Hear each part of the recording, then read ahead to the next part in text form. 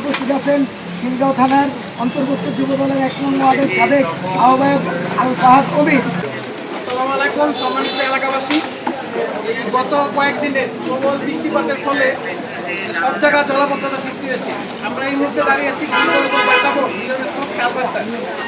আপনারা দেখতে পাচ্ছেন এখানে পলিথিন বিভিন্ন আবর্জনা যেগুলো আমাদের বাসা থেকে আসে এই নিষ্কাশন লাইনের মাধ্যমে, এগুলো এসে পানি নিষ্কাশনে বাধা দিচ্ছে এবং সব জায়গায় কিন্তু জলাবদ্ধতার একটা মূল কারণ এটা। আমাদের এই আসলে জনতার ভোটে নির্বাচিত সদস্য হাবিব ভাই নির্দেশ দিয়েছে যে আমরা যেন প্রত্যেকটা পয়েন্টে পয়েন্টে যেখানে পানি নিষ্কাশন আটকে আছে সেখানে গিয়ে আমরা যেন সহযোগিতা করব। তারই ধারাবাহিকতায় আজকে আমাদের মহানগর দক্ষিণ বিএনপির সম্মানিত সদস্য ইসমাইল তালুকদার খোকন ভাই উপস্থিত হয়েছেন এই মহৎ কাজে আমাদের সাথে অংশগ্রহণ করার জন্য।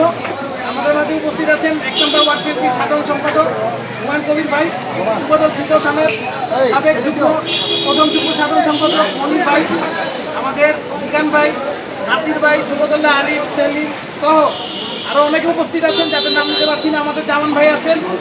আমরা সবাই এলাকাবাসীকে নিয়ে চেষ্টা করছি যত দ্রুত সম্ভব নিষ্কাশন ব্যবস্থাটা ক্লিয়ার করে পানি পাস করার রাস্তা করে দিতে।